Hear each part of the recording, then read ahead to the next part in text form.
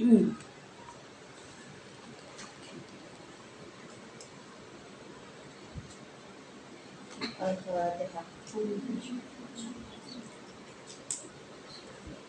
Kipas itu ditunjuk.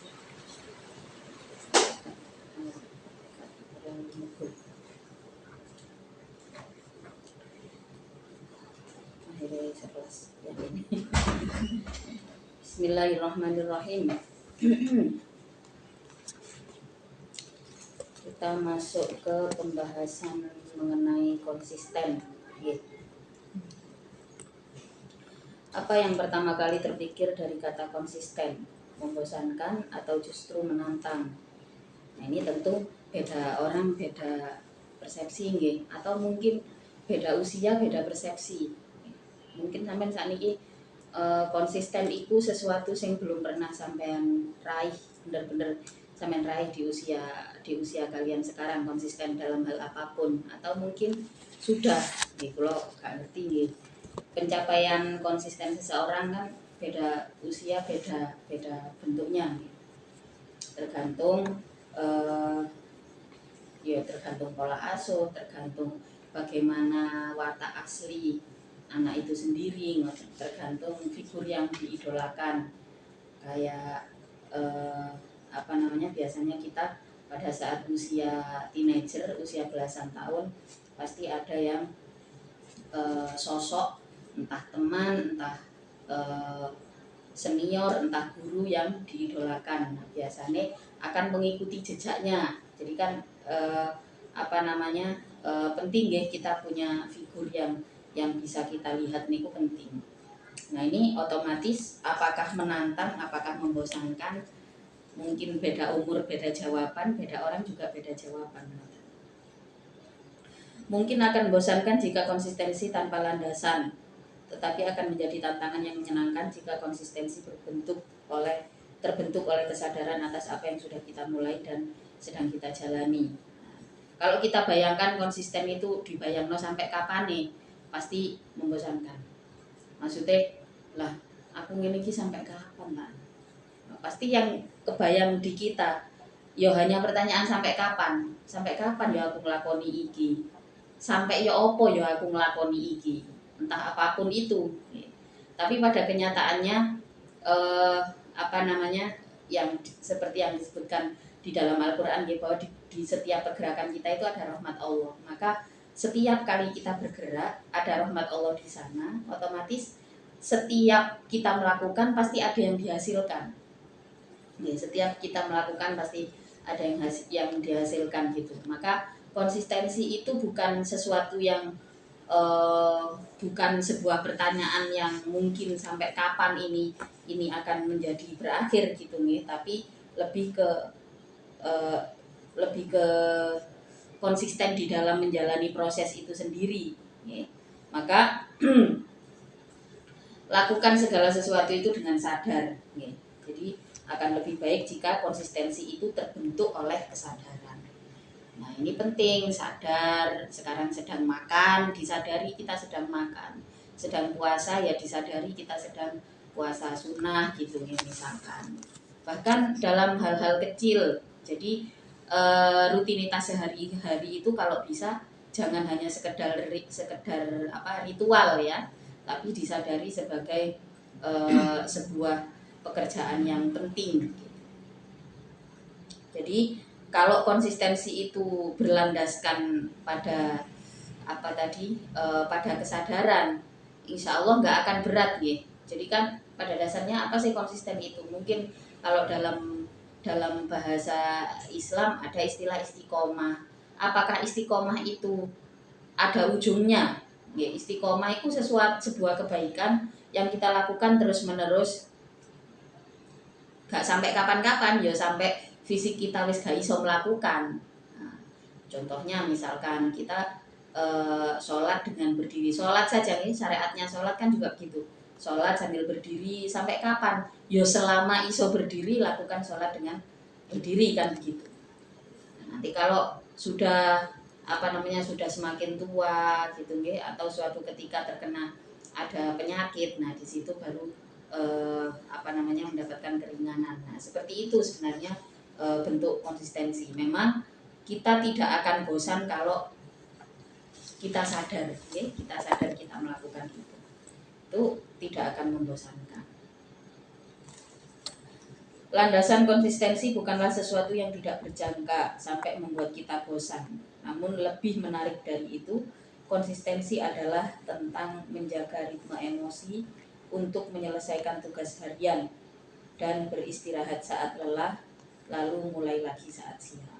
Nah, itu adalah konsisten. Ya. Konsisten itu apakah kita selalu bisa? Ya, tentu saja ada langkah-langkahnya. Yang pertama adalah menjaga ritme emosi untuk menyelesaikan tugas harian.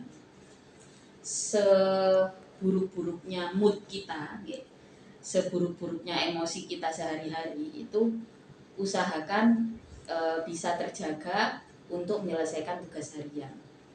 Jadi kan ritme emosi adalah gelombang perasaan yang cepat sebagai reaksi atas sebuah kejadian, baik berupa berita langsung maupun berupa ingatan yang membekas. Jadi itu yang disebut dengan gelombang perasaan, ya, ritme emosi. Kadang-kadang kita mendengar sesuatu mungkin pas mute api kita gak masalah, tapi pas mute elek moro-moro duar moro-moro kudu muring-muring. Nah, ada saat-saat di mana kita mengalami hal ini, nggih kan? Pemaneh wong wedok nggih pasti ada saat-saat kita terjadi hal ini. Nah, kalau nanti sampean sudah bekerja, sampean sudah bisnis, bagaimana ritme ini bisa terjaga? Maka kita harus bisa mencari jeda waktu yang singkat tapi ada dampaknya, yang fungsinya ya untuk menjaga gelombang emosi itu tadi, ya. Kalau kita naik turunnya tidak, ritme emosinya tidak stabil, otomatis kita akan sulit konsisten. Kalau ritme emosinya tidak stabil, otomatis akan sulit konsisten. Karena konsistensi itu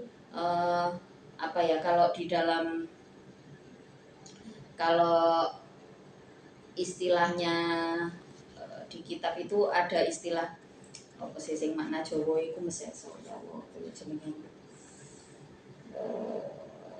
Pokoknya sesuatu yang dilakukan dengan sedang-sedang, ya. Jadi kita bisa konsisten kalau kita bisa menjaga gelombang itu. Ya, jadi ketika terjadi sesuatu, misalkan kabar buruk gitu, ya, kabar buruk atau kita teringat dengan sesuatu yang senggarai emosi, padahal gak ono opo-opo tapi moro-moro eling, tahu kan ngoten pasti nggih. Jadi moro-moro eling nang ati iku gak enak, terus itu jadi mempengaruhi emosi. Nah, kalau sesuatu itu bersifat emosional, bersifat emosional nggih, maka biasanya singkat nggih. Jadi reaksi singkat, gelombang emosi gelombang perasaannya itu singkat nggih. Misalkan seperti kalau kita ada orang yang menghujat gitu, terus seketika itu kita marah. Nah, yang disebut gelombangnya itu ya gelombang naiknya itu loh, set gitu kan, nggak mungkin kita sepanjang hari marah-marah, nggih kan? Pasti ya seketika itu. Apakah kalau kita tidak pandai meredam, otomatis kita juga akan sulit. Nah, maka di dalam Islam, nggih, kita diuntungkan dengan hal-hal yang ditata oleh syariat. Jadi yang disebut dengan gelombang emosi itu sifatnya seketika, bukan sebuah perasaan yang bersifat menetap lama. Meski demikian, seringkali gelombang emosi dapat mengaruhi perasaan dalam kurun waktu yang lama hingga menciptakan rasa tidak nyaman untuk melakukan aktivitas maupun menjalani hari. Nah, ini sering terjadi, ya. Tiba-tiba ada kejadian di pagi hari, respon kita berlebihan. Paham ya sing tak maksud nggih? Ada sebuah berita yang kita dengar di pagi hari atau sebuah kejadian yang terjadi di pagi hari. Entah apapun itu nggih, mungkin sampean wis mbayangno isuke apik gawe kudung kuning, mari ngono ternyata durung dicuci, kan bisa jadi merubah mood nggih. Nek wong wedok kan ono ae alasane nggih. Alasan gak penting ngene wis ono ae. Mari adus apik gawe deodoran entek. Iku iso lho ngarai mute Duh kok entek saya gurung tuku lah yo garek tuku. Tapi kadang ada satu momen di mana kita itu gopo emosi. Gopo emosi dan tidak mampu meredam. Nah, ini salah satu faktor yang menyebabkan target di hari itu ya tidak tercapai karena emosi di hari itu tidak terkendali. Entah karena apa, karena apapun ya, karena apapun. Kadang-kadang uang itu respon berlebihan karena memang perasaannya wis gak enak. PMS misalnya. Nek wong wedok PMS itu mesti Mbak, mesti emosinya naik karena suhu tubuhnya kan juga naik. Suhu tubuhnya naik, kadar airnya juga naik, maka lek kepingin PMS itu sampean gak emosian. Sebisa mungkin hindari makanan-makanan yang banyak mengandung hidden salt sama hidden sugar ya. Jadi apa makanan-makanan yang mengandung yang menyimpan banyak garam dan gula. Koyok saus-saus ngoten niku usahakan hindari. Nggih saus kecap niku termasuk makanan yang banyak menyembunyikan gula dan garam. Sebisa mungkin ini dihindari kalau sampai wis mendekati waktunya mens. Makanan itu sangat berpengaruh, Mbak. Terus usahakan gak mangan sing terlalu banyak micin, ojo masak mie instan lek PMS. Ojo masak mie instan. Nah, kadang-kadang memang ada yang istilahnya lek menjelang mens iku pingine makan manis-manis gitu nih karena memang di situ memang iya manis itu bisa memperbaiki mood gitu kayak bisa menenangkan tapi kadarnya juga harus tepat gitu. Jangan kebanyakan. Nah, kadang ada saat-saat seperti ini ya, seperti apa namanya kejadiannya cepat tapi respon kita berlebihan. Akhirnya dalam sehari mute memburuk wis delok apa-apa salah, wis kabeh wong salah. Apa ae salah. Wis wong wedok pasti pernah mengalami koyo ngene iki rata-rata. Padahal kita kan semua orang itu kan punya tugas harian yang harus diselesaikan. Nggih kan? Semua orang mungkin tidak terkecuali ini. Anak-anak sudah mulai diaturkan supaya mereka punya kewajiban yang bisa diselesaikan dalam sehari. Kalau anak-anak ya masih dalam pengawasan orang tua otomatis, ya, masih dalam pengawasan yang dewasa. Tapi ketika sudah memasuki usia belasan tahun atau menjelang usia 20 tahun, ya, kalau di dalam apa namanya di dalam tatanan Islam, ya, anak mulai usia 15 tahun itu kan sudah bahkan kalau di dalam Islam lebih mudah dari itu ya 10 tahun sudah mulai harus bertanggung jawab atas dirinya sendiri maka kalau kita bisa melihat cerita orang-orang sukses rata-rata usia 10 tahun itu sudah menentukan goals mau jadi orang yang seperti apa. Kalau waktu itu saya pernah bilang di era sekarang kita sangat jarang sekali menemui orang dengan kapasitas expert generalis nih. Seseorang yang menguasai banyak sekali ilmu pengetahuan. Bagaimana ini bisa diraih? Tentu saja belajar sedini mungkin, kemudian atau kalau toh tidak belajar sedini mungkin, ya, biasanya usia 10 tahun itu kan anak sudah bisa bercerita, ya, sudah bisa menerima informasi. Nah, kalau bisa di usia 10 tahun ini memang sudah punya goals gitu. Sudah punya goals paling enggak usah goals jangka panjang ya. Paling enggak goals jangka pendek yang supaya nanti membentuk ya. Setelah itu dia akan terbentuk bisa bertanggung jawab atas dirinya sendiri. Nah, itu kalau tugas harian itu setiap hari harus diselesaikan. Kalau terganggu oleh ritme emosi yang berlebihan yang tidak terkendali, ya otomatis buyar. Gitu kan? Otomatis buyar. Tugas harian adalah sebuah bukti kelangsungan hidup yang baik. Orang yang tidak bersekolah tentu tidak punya tugas sekolah. Orang yang bukan Islam tentu juga tidak punya tugas untuk sholat 5 waktu, juga berpuasa di bulan Ramadan. Kehidupan yang sewajarnya tak lepas dari ideologi, agama, keluarga, pendidikan, serta pekerjaan. Maka saya katakan tadi, semua orang punya target harian. Ya? Semua orang punya tugas harian karena kehidupan kita itu kan ada ideologi. Ya? Ideologi itu adalah sebuah pemikiran yang dibentuk oleh knowledge, oleh pengetahuan. Ini pasti semua orang di dalam perkembangan hidupnya, di dalam menjalani hidupnya pasti kan ada ideologi ya. Buktinya kalau ideologi itu penting, apa buktinya? Dunia itu bisa sampai perang loh hanya gara-gara perbedaan ideologi. Ini buktikan kalau semua orang itu beranggapan bahwa ideologi itu penting. Ideologi itu kan pegangan hidup yang dibentuk oleh knowledge, oleh ilmu pengetahuan.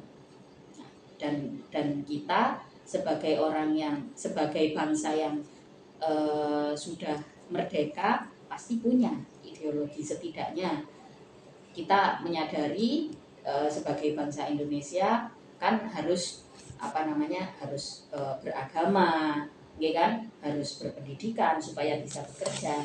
Ideologi sederhana semacam itu kan juga sudah pasti ada. Itulah yang pada akhirnya membentuk target harian setiap hari. Ideologi, agama sudah pasti. Sebenarnya kalau mengacu pada Pancasila, orang-orang ateis itu harusnya nggak bisa tinggal di Indonesia, ya kan? Karena Pancasila itu kan ketuhanan yang Maha Esa. Artinya garis besarnya adalah ketuhanan, di mana semua yang mengaku bangsa Indonesia KTP-nya harus ada agamanya. Akhirnya wis gak popo, sing penting nang KTP tok agamoe. Ya wis terserah wis. Tapi kalau mendasar daripada itu ya harusnya kalau jadi bangsa Indonesia itu punya agama. Lalu agama, keluarga sudah pasti, pendidikan dan pekerjaan. Hal-hal ini pasti membentuk sebuah tugas harian, ya, di mana tugas harian itu bagaimanapun harus diselesaikan, nggak peduli kita sedang ngapain aja, ya. Jadi kalau orang bisa, kadang-kadang justru ya, tugas harian itu yang bisa meredam emosi kita. Kalau kita tidak punya tugas harian, maka kita tidak punya kewajiban, kita nggak punya target. Akhirnya apa? Sing gak duwe semangat, yo terlena dengan kemalasannya, paham maksud kula nggih. Jadi yo wes ngono. Kan aku urip sing penting gak nyusahno wong, yo jenenge lek gak lapo-lapo iku dadi bebane wong liya otomatis. Nah ini jadi kadangkala justru yang bisa meredam, yang bisa meredam emosi kita adalah tugas harian itu. Seperti Umi misalkan nih, Umi selalu punya gitu. Tugas harian yang harus diselesaikan itu koyok misalnya setiap malam biasanya Umi niku setiap malam Senin sampai malam Jumat niku nambahi pacar nang bukune. Itu dilakukan terus menerus nih. Nah, sebuah pekerjaan yang tenang tidak perlu suara seperti itu memang selalu berhasil untuk menjadi healing proses. Healing proses itu kalau tahu ngomong healing proses itu harus sesuatu yang bisa dilakukan sesering mungkin dan semurah mungkin. Jadi healing itu duduk menghilang dari peredaran. Healing itu gak butuh modal besar. Harusnya sama halnya dengan self reward. Penghargaan pada diri sendiri harus semurah mungkin, yang bisa dilakukan sesering mungkin. Nah, healing proses tiap orang kan beda-beda. Tugas harian ini kadang-kala justru yang bisa menjadi healing proses. Gini loh, kenapa sih disebut dengan healing? Healing itu kan sebuah proses penyembuhan, kan? Arti harfiah daripada kata-kata healing itu kan proses penyembuhan, proses penyembuhan. Nah, di dalam apa yang harus disembuhkan? Pertanyaan itu kemudian muncul, apa yang harus disembuhkan? Yang harus dijaga kesehatannya itu apa? Salah satunya adalah kesehatan emosional. Nah, kalau kita punya tugas harian yang dilakukan, secara otomatis kita terfokus di sana. Kita terfokus untuk menyelesaikan tugas itu, terus kabar-kabar negatif, suara-suara negatif, semuanya bisa kita lewati. Semuanya bisa kita skip, apapun itu. Mungkin tiap orang beda-beda, beda usia juga beda ritualnya. Waktu saya kecil dengan berbagai stresor karena saya tahu Abi sama Umi itu suka sekali dengan orang. Suka dengan orang itu dalam artian suka ketemu orang, mengumpulkan orang-orang ke rumah. Itu bener-bener dari zaman dulu, zaman masih rumahnya masih bocor-bocor juga Abi sama Umi itu seneng mendatangkan orang-orang ke rumah atau keluar untuk bertemu dengan orang-orang. Yang saya lihat ada satu pekerjaan-pekerjaan sederhana yang di situ benar-benar punya dampak besar terhadap ritme emosi beliau masing-masing nih. Kayak Abi dengan perikanan dan perkebunannya, karena pada saat melakukan itu ya sudah tidak bertemu dengan orang-orang, berbicara dengan ya tidak berbicara dengan siapapun, kecuali lek ono sing diburui. Nah ini pun akhirnya kan terfokusnya kemana? Terfokusnya adalah pada pekerjaan itu. Umi waktu saya kecil merawat taman bunga itu dengan berbagai macam kembang-kembangan, dengan berbagai macam bunga sing bagus secara warnanya, ada juga sing wangi ambune. Pokoknya semuanya itu dirawat dengan dengan kesadaran menjadi sebuah healing process tersendiri ketika beristirahat dari pertemuan dengan orang-orang. Bagaimanapun kan pertemuan dengan orang-orang ini kadangkala menyenangkan memang menyenangkan, kita bisa bertemu dengan banyak orang menyenangkan, tapi di saat yang sama kadang-kadang luka itu kan juga terbentuk dari orang lain, kan? Misalkan dari kekecewaan, dari penolakan, dari ketidakfahaman orang-orang dengan kita. Di sini membentuk sebuah stresor. Nah, apakah stresor ini akan menguasai ritme emosi kita setiap hari? Ya tentu saja jangan, karena kita punya tanggung jawab, ya. Kita punya tanggung jawab atas diri sendiri, kita punya tanggung jawab atas pekerjaan. Nah, ini pentingnya menjaga ritme emosi itu tadi. Sebagai umat Islam kita diuntungkan dengan kewajiban sholat 5 waktu yang dalam bacaannya berisi doa-doa. Bahkan kata Imam Ghazali dalam kitab Ihya, sholat adalah sarana komunikasi yang cukup intim antara kita dengan Allah. Ini di Ihya ada nih. Jadi digambarkan oleh Imam Ghazali itu ketika kita sedang sholat itu sama halnya kita sedang berada di satu kelas nih, melakukan konseling antar kita sama Allah. Sedekat itu Allah pada saat kita sholat. Mau cek gampang ya lekmu. Saya tak sholat dulu. Sholatnya jauh wis sing diwaca sing wajib-wajib. Oh iya kan maca surat iku gak wajib. Berarti aku maca Al-Fatihah tok. Kabira lho gak diwaca. Yo gak apa kan nang syariat kan sah sholatnya pancetan. Masih sampean gak maca doa iftitah nggih kan. Sing wajib diwaca nang nggone salat niku kan Al-Fatihah, menyempurnakan Al-Fatihah ngoten nggih. Gak apa-apa maca Fatihah tok tapi sing khusyuk. Ya di resapi isine. Nek cepet ya cepet, nek muni dilu ya dilu ya. Padahal begitu dekat sebenarnya saat terdekat kita dengan Allah itu ya pada saat sholat. Dan kita diuntungkan dengan itu. Segala macam bentuk emosi yang ada di dalam diri kita, entah itu marah, kecewa, takut, khawatir, insecure, semuanya bisa kita taruh pada saat kita sholat. Karena di mata Allah kita semua sama. Di mata Allah kita semua sama. Sing ireng gak usah khawatir, di mata Allah kita semua sama. Sing lemu gak usah khawatir, di mata Allah semuanya kecil. Sing kuru gak usah khawatir, di mata Allah semuanya sama. Jadi pada saat sholat letakkan semua itu. Pada saat kita khusyuk sebenarnya kita menyadari betul bahwa Allah tidak melihat itu semua dalam diri kita. Yang dilihat, yang dipedulikan oleh Allah adalah ketika kita peduli bahwa sholat kita sedang diperhatikan oleh Allah. Ya kalau kita nggak peduli, ya Allah itu maha pengasih ya. Allah itu maha pengasih. Maka sampai Allah mengatakan bahwa wa idza sa'alaka ibadi anni fa inni qarib. Kalau manusia itu, kalau seorang hamba meyakini Allah itu dekat, ya maka dekat.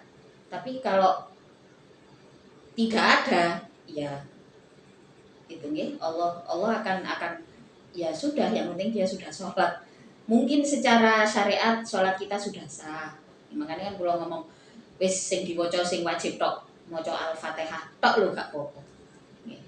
Tapi sebagai umat Islam kita dipanggil setiap waktu ini. Dan ini keuntungan sebenarnya untuk umat Islam.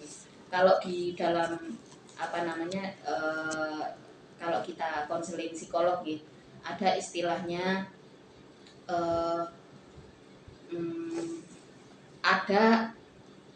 ada treatment diam ya. Jadi bukan silent treatment. Kalau silent treatment itu kan kita bertengkar terus lawannya itu dijarno.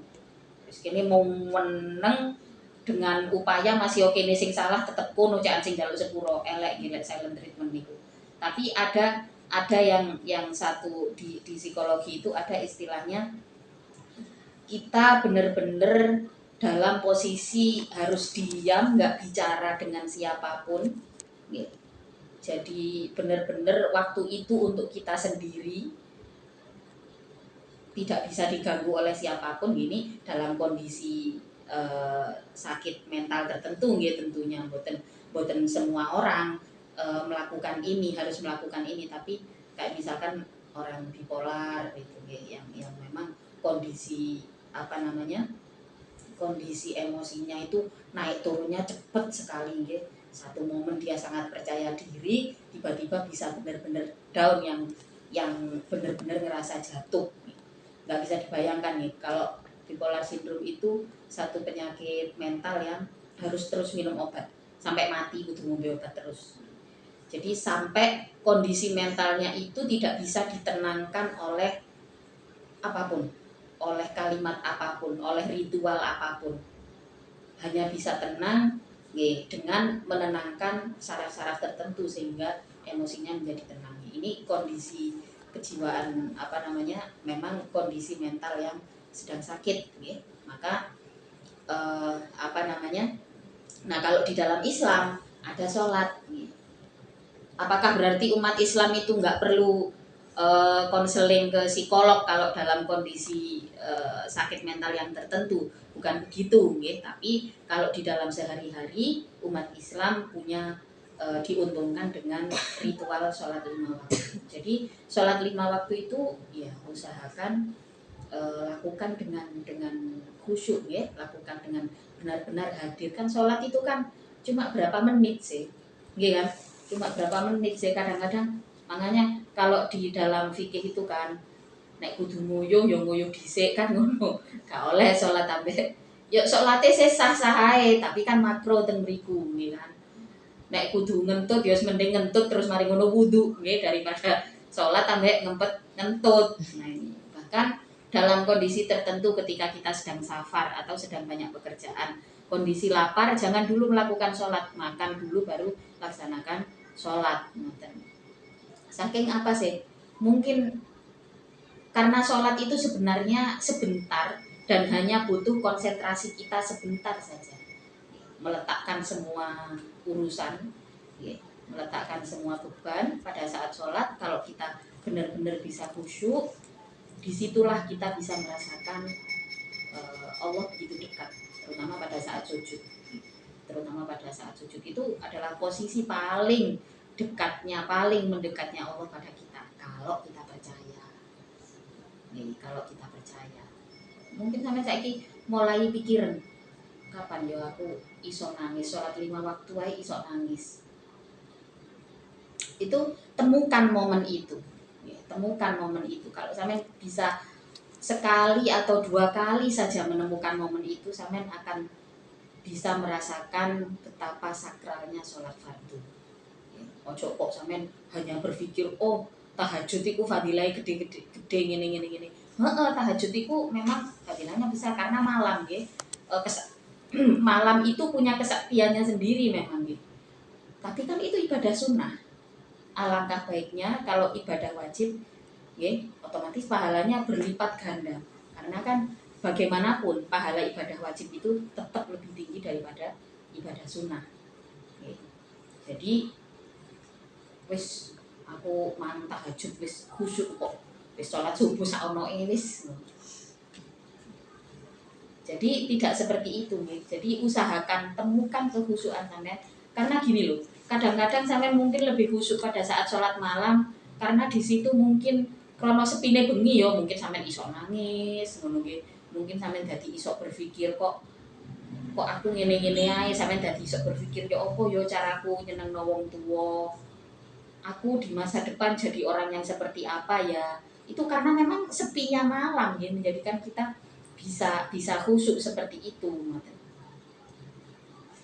Tapi padahal setiap waktu, setiap 5 waktu di dalam 5 waktunya sholat itu kita Allah itu benar-benar mendekat pada kita. Jadi kan pada saat jeda bekerja siang hari kita melaksanakan sholat duhur. Nah ini sadari bahwa betapa indahnya ibadah fardu yang kita jalankan itu. Gak ono sing mek apa sih ibadahnya Allah mek sholat fardu gak ono sing mek kebaikan itu gak ono sing hanya. Kebaikan itu ya kebaikan, semuanya bernilai kebaikan. Gitu nggih. Jadi pentingnya sholat fardu. Nah, seseorang itu kalau mengaku muslim harus bisa menjaga sholatnya, karena di dalam sholat itu kita bisa menjaga emosi. Bahkan kan di dalam sholat disyariatkan kita lebih dulu mengambil wudhu, kan? Nah, tubuh manusia yang banyak mengandung unsur air ini kemudian bertemu dengan air wudhu, disitulah ada tasbih-tasbih di dalam di kitab yang saya baca ini disebutkan bahwa semua makhluk di bumi ini bertasbih, ya.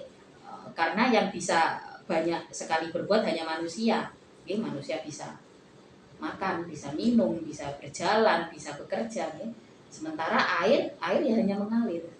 Air hanya mengalir. Kalau kita gunakan air itu untuk berwudu, maka air wudu itu akan bertasbih untuk kita.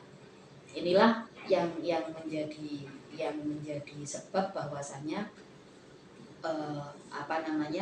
sholat itu dimulai dari wudunya itu bisa menjadi obat kemarahan, ya kan? Kalau marah, karena marah ini adalah gangguan setan, ya.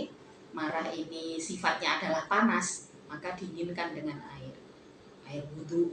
Ojo kok koncone marah sampean bujang banyu tak ngamuk. Tapi kita sendiri yang kendalikan, ya. Kita sendiri yang kendalikan. Barangkali menjaga ritme emosi memang tak mudah, karena itu setiap kali sholat ada yang kita minta di bagian akhirnya. Ya muqallibal qulub tsabbit qalbi ala dinik. Wahai pembolak-balik setiap hati, tetapkanlah hatiku atas agamamu. Ini penting. Kalau bisa khusyuk setiap sholat, ya. Setiap sholat. Saya itu dulu dikasih tips bagaimana sholat fardu itu bisa khusyuk, ya. Paling tidak setiap kali takbir, Allahu Akbar itu hadirkan hati kita.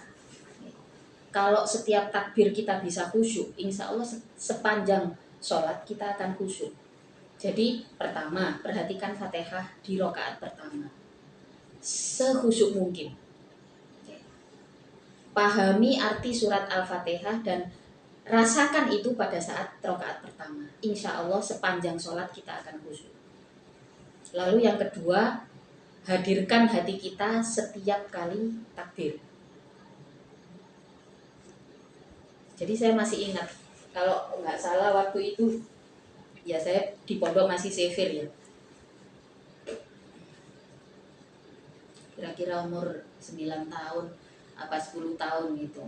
Ya namanya anak kecil kan, pertanyaannya juga macam-macam gitu. Terus diajarilah ya, dengan guru saya pada saat itu. Ya. Jadi usahakan kita benar-benar hadir pada saat membaca takbir.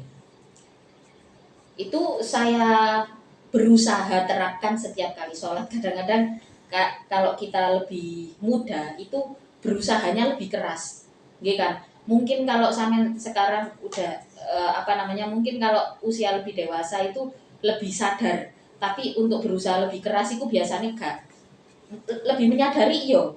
oh iya rek salatku kurang apik, nggih kan. Tapi usahanya untuk lebih keras mencapai pada khusyuk itu sih kadang-kadang gak mesti wis sembuh selak lapo tak lapo ngono nggih. Ya memang orang dewasa urusannya lebih banyak daripada anak-anak.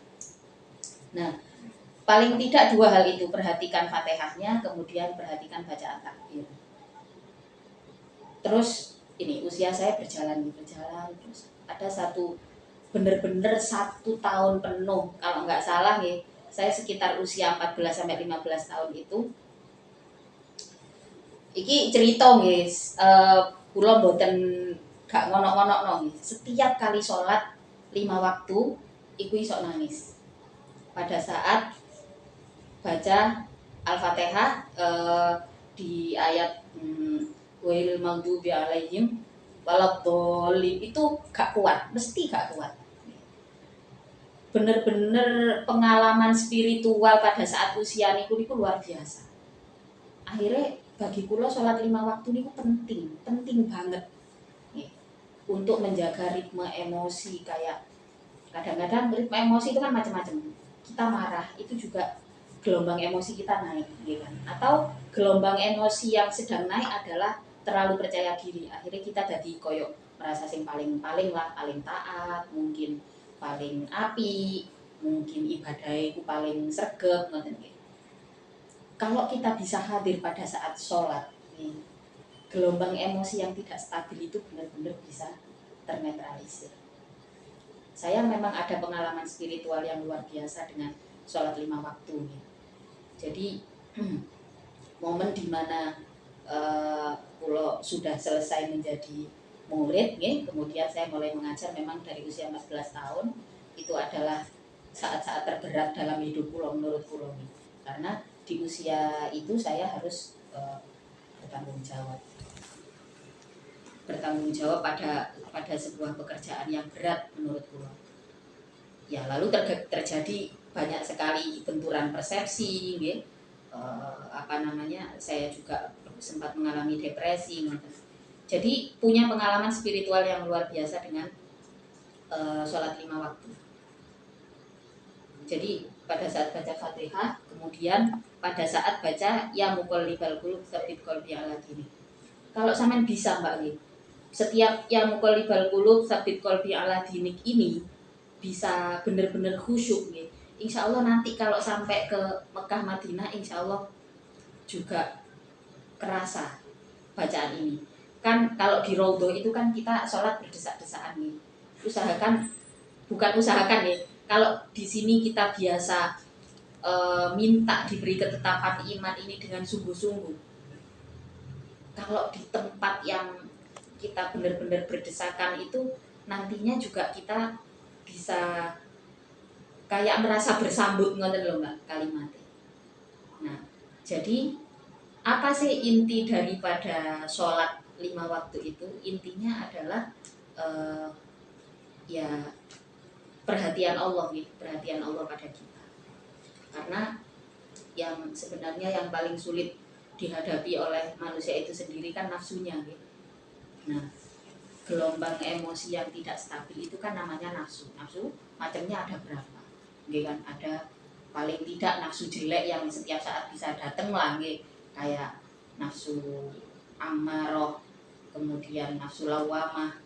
Nafsu-nafsu yang buruk ini bisa datang kapanpun. Nafsu yang memicu kemarahan, memicu kekecewaan, kekhawatiran berlebih, ketakutan berlebih, kepercayaan diri berlebih. Nah, nafsu-nafsu ini yang bisa kita redam pada saat melaksanakan sholat.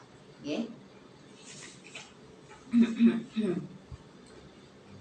Setiap orang memiliki rasa yang berbeda saat berinteraksi dengan Sang Pencipta di dalam sholat. Itu karena memang manusia diciptakan berbeda antara satu dengan yang lainnya. Nah, mungkin pengalaman spiritual saya dengan sholat 5 waktu akan berbeda dengan pengalaman sampean. Temukan ini. Jadi jangan mengira bahwa pengalaman spiritual itu hanya bagi mereka yang tekoh Islam terus jadi Islam. Justru kalau kita sudah Islam dari kecil, kita sudah belajar agama dari kecil, kok kita tidak punya pengalaman spiritual. Nah, ini yang kita harus harus mulai berkaca nggih, apakah Islam saya ini sudah benar-benar menjadi pegangan hidup ngoten, atau Islam saya ini hanya mengikuti lingkungan. Mulai sekarang sadari itu, nanti dewasa sampean akan menjadi pribadi yang seperti apa gitu ya. Barat kata sampean akan menjadi pengusaha yang seperti apa, menjadi seorang pekerja yang seperti apa. Nah, itu temukan sekarang nih. Pengalaman spiritual itu cari. Yo kok golek sholat nang kuburan niku dudu pengalaman spiritual, jenenge pengalaman horor lah itu. Nah, ngono. Maka kenapa sih kita orang Islam itu ada ada ibadah-ibadah yang seperti ziarah makom gitu ya, ziarah ke makam para wali, karena memang di dalam Islam itu kan manusia itu kan terdiri dari dua unsur ya, unsur fisik, kemudian ini yang pasti hancur ya, unsur materi. Semua materi pasti mengalami kehancuran, semua materi pasti mengalami kehancuran. Lalu imateri atau sesuatu yang abadi. Nah, jadi keabadian manusia itu niscaya memang diciptakan untuk abadi, bukan fisiknya tapi rohnya. Bukan fisiknya tapi rohnya. Roh manusia itu dikehendaki abadi oleh Allah. Maka selalu ada hubungan antar orang hidup dan orang mati. Antar orang hidup dan orang mati. Bahkan di dalam tafsir itu kan juga ketika Rasulullah diperintahkan oleh Allah untuk berdakwah kepada kaum Bani Israel, dengan apa? Dengan cara apa? Salah satunya adalah mengungkit perbuatan pendahulu-pendahulu mereka. Ini membuktikan bahwa Islam itu hak, Islam itu hak, bahwasanya Allah memang menghendaki keabadian manusia. Jadi sesuatu yang sifatnya imateri itu memang diciptakan untuk abadi, dikehendaki oleh Allah untuk abadi. Nah, kalau abadinya Allah bagaimana sifatnya?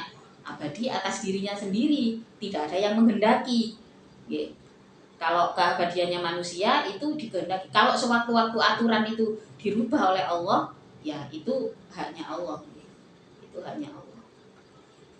Jadi inilah sebabnya di dalam diri kita harus mencari pengalaman spiritual itu. Harus kita temukan lah. Mungkin saya mencapai pengalaman spiritual yang luar biasa pada saat usia itu gitu.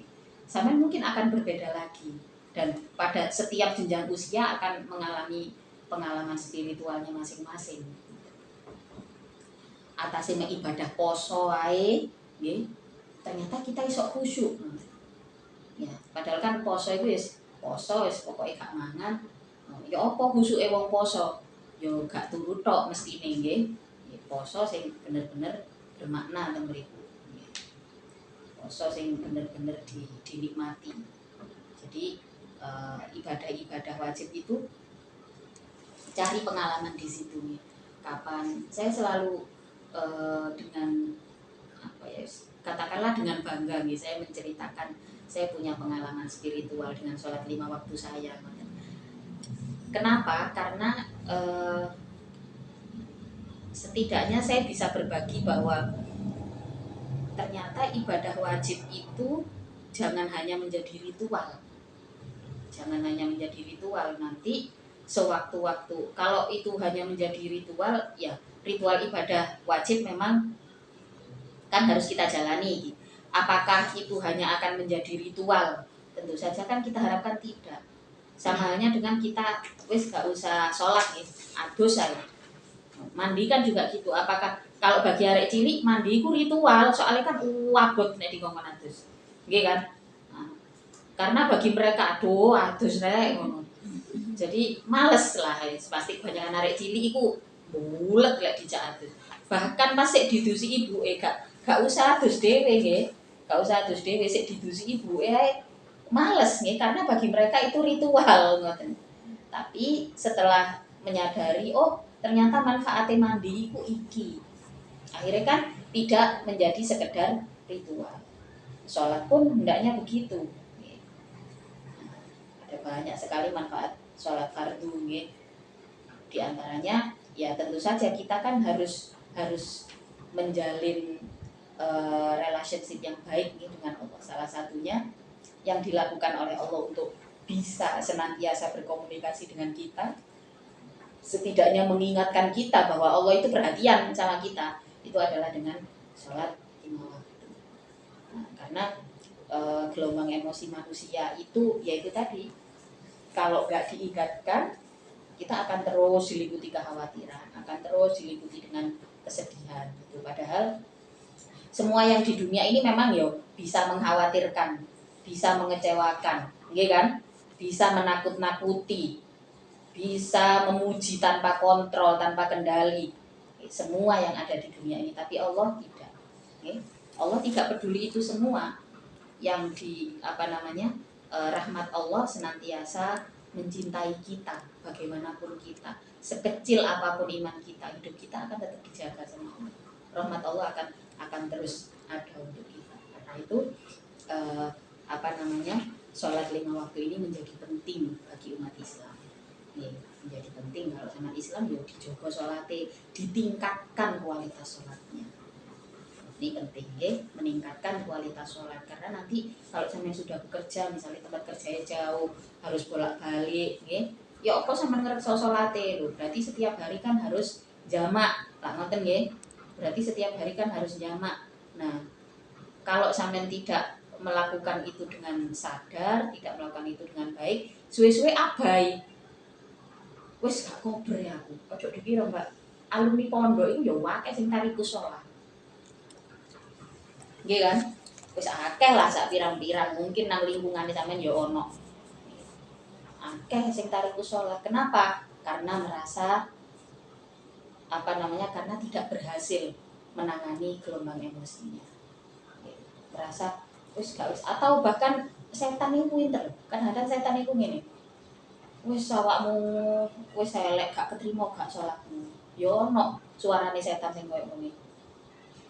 Nah, jadi pada akhirnya kita harus hadir pada saat sholat, pada saat sholat benar-benar usahakan hadir, karena benar-benar kalau sampai sudah menghadapi karyawan, atau menghadapi pekerjaan, atau masih berusaha. Saya pada saat tahun 2009 itu saya masih baru mulai pencarian mulai serius menjalani bisnis, pengen opo iki, otomatis di situ benar-benar diuji. Saya pernah lagi saya punya pengalaman pada saat di Singapura itu sekitar tahun 2015 kayaknya. Di Singapura itu saya bawa anak, juga bawa anak. Kita mendarat di Changi Airport itu pagi.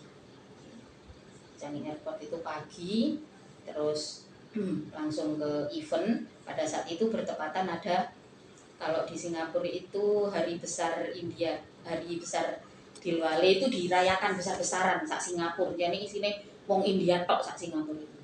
Wis mall-mall digawe koyo ngono. Terlewatlah waktu sholat. Jadi mencari tempat sholat untuk sholat duhur dan asar. Maunya takdim, tapi belum masuk duhur pas nyampe Changi. Di Changi Airport, muter airportnya gede mbak. Bandaranya gede, wapi.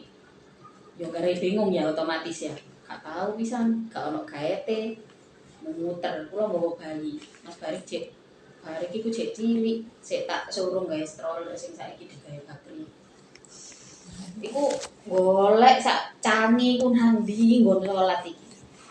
Boleh kan, karena di Singapura itu lumayan banyak aturan jadi kayak nggak bisa. Kalau di Thailand kita bisa misalkan di balik bis beber kerdus terus sholat, itu nggak masalah. Tapi kalau orang Singapura itu melihat sesuatu yang tidak wajar, isok-isok dilaporno. Mungkin di tempat tertentu, tapi kalau gak wani karena pada saat itu belum belum apa ya, belum marak lah orang kayak dakwah terang-terangan terus diupload di sosial media terus apa namanya, itu belum kayak sekarang gitu. Gak wani kulo sholat sak nggon-nggon, gak wani. Kudu golek nggon sing ana tulisane prayer room. Muter sak canggih gak ono.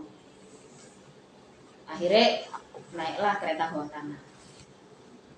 Naik MRT nggih. Naik MRT iku wis apa pun akhirnya sampai di apa sih mall itu jenenge. Biasanya iku ikone Singapura nggih.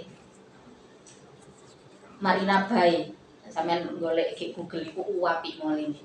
Nah niku mall iku nggone kasino, Mbak. Pusate kasino terbesar se-Asia. Nggih, mall koyo surga. Nang tengah mall iku ana kaline. Kaline bening, jadi iso nyusuri mall iku gawe kapal. Tetep misine apa golek nggon salat. Golek nggon salat ya Allah diuji temen. Jenenge emosi wis campur-campur nggih, Mak. Nang negarane wong gak ana gaete. Nggawa anak cilik. Sik nenen kan areke. Nggawa anak cilik terus gak ketemu iki nggon salat. Sebenarnya kalau mau nunggu di Canggih itu dengan agak tenang, kita bisa sholat duhur dulu baru keluar dari Canggih Airport. Tapi kan namanya orang bingung, orang nggak tahu apa-apa ya jalan aja. Muter sak mall, sak Marina Bay Sands niku wis tak umeti sampai tutuk ndukur. Mari ngono ambek kepingin delok. Jadi misine ku ana loro sayang. Harusnya misiku sholat tok harusnya. Tapi gak, misine ku ana loro, ambek kepingin delok singa muntah-muntah. Pengen delok patung singa itu loh. Apa namanya? Iku wis naik sampai akhirnya tutup paling dukure mall iku nggih. Jarine di sana Pak ada tempat sholat. Golek lah wong-wong sing wajahe Melayu sing mboten Cina, mboten India. Oh ada tempat sholat karyawan. Tak takokno. Wis nang nggone tempat sholat karyawan. Gak ono ternyata sekarang sudah nggak ada, sudah dijadikan opot dari nursery room. Gak oleh sholat nang kono pancetan mulai akhirnya sampai tutup lukur dewe tetep nggak dapet tempat sholat. Kondisi dereng sholat zuhur, dereng sholat asar, luar biasa. Jadi melewatkan waktu takdim sampai akhirnya terlewatlah sampai akhirnya benar-benar terlewat ya, waktu takdim itu terlewat. Akhirnya sampailah waktu asar. Waktu asar sik muter belum nemu. Sampai akhirnya mutusno untuk kudu golek Islamic Center. Kudu golek apa jenenge pusate masjid nang ndi. Nah, kok lah nambah Google. Sak piro jarake teko Marina Bay Sands niku. Enten jenenge Mustafa Center. Jadi napa jenenge Singapura rasa Turki niku. Nang kono mudhun teng tempat nggone taksi, numpak taksi nang Singapura gak koyo nang Indonesia, Mbak. Kita iso nyegat sak ngono, gak iso. Dadi taksine antri, wonge yo antri. Gak oleh nyelat. Dan tertib, aku lek kate gak tertib isin. Kan kula posisi gurung salat iki, wedi kemagriben, dhuwur asar gurung salat iki.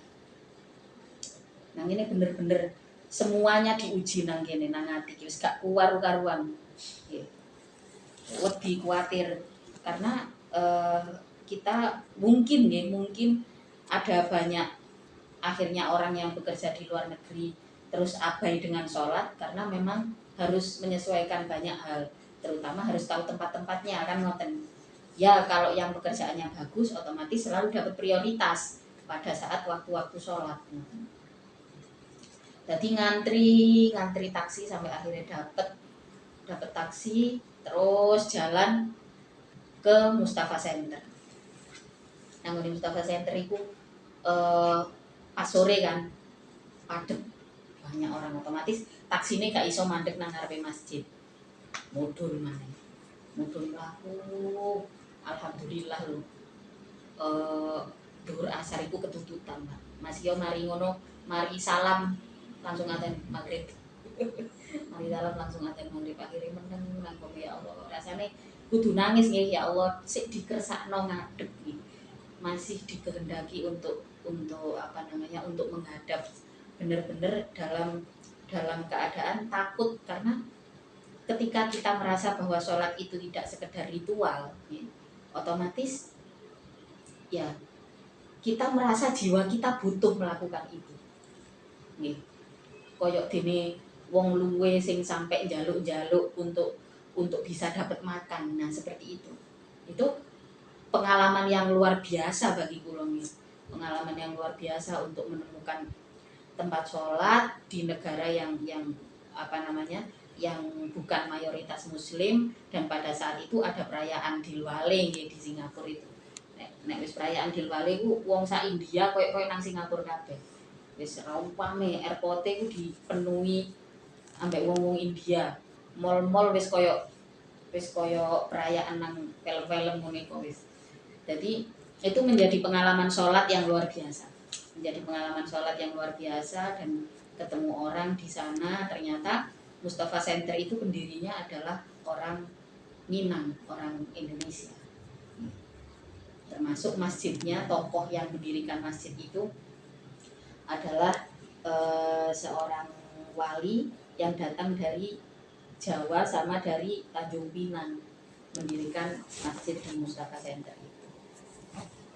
Jadi itu ya menjadi pengalaman sholat yang luar biasa nih, di tengah-tengah kesibukan kerja, di tengah-tengah kesibukan kerja yang benar-benar mendesak gitu. Tapi jiwa kita nggak bisa menolak, jiwa kita butuh untuk melaksanakan sholat. Nah, maka ibadah wajib itu lakukan dengan khusyuk supaya kita bisa apa namanya, menjaga ritme emosi itu tadi. Pada pembahasan kali ini kan adalah tentang konsistensi, gitu. Konsistensi itu ya kayak segala sesuatu berjalan sedang-sedang, nggak terlalu gak kesemangatan, yo gak males ngoten. Nah, konsistensi ini yang harus selalu kita jaga. Maka di dalam dunia kerja ada istilahnya SOP. Untuk apa gunanya? Untuk menjaga konsistensi.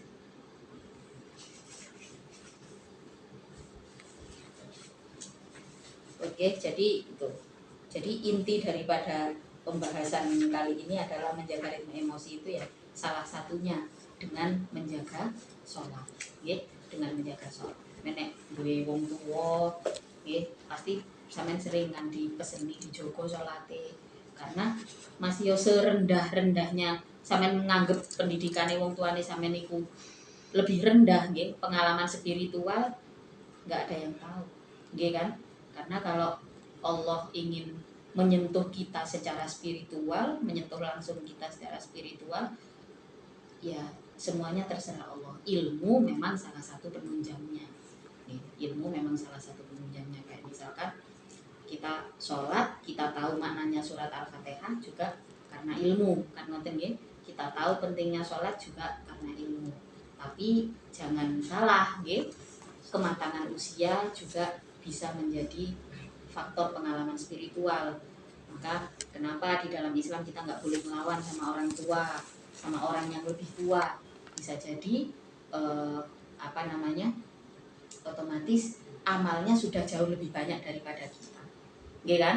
Amalnya sudah jauh lebih banyak daripada kita. Kita juga diperintahkan untuk menghargai yang lebih muda, ide-ide muda kita hargai, orang-orang yang lebih muda kita hargai. Nah, husnudzon kita, positive thinking kita adalah anak itu, orang itu yang lebih muda dari kita, barangkali pengalamannya memang belum banyak, apa yang dilakukan belum banyak, tapi dosanya masih lebih sedikit daripada kita, kesalahan-kesalahannya masih lebih sedikit daripada kita.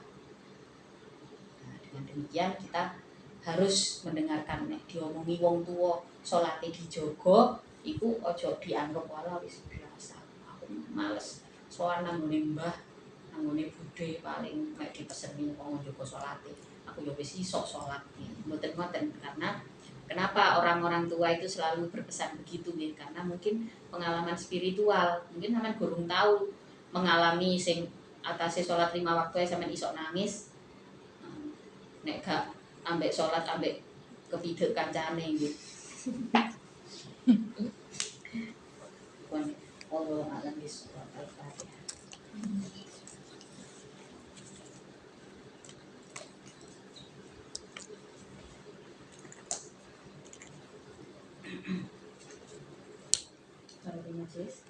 Bismillahirrahmanirrahim. Subhanakallahumma wa bihamdika asyhadu an la ilaha illa anta wahdaka la syarika lak astaghfiruka wa atubu ilaik. Ya Mbak dodolan. Kapan nih?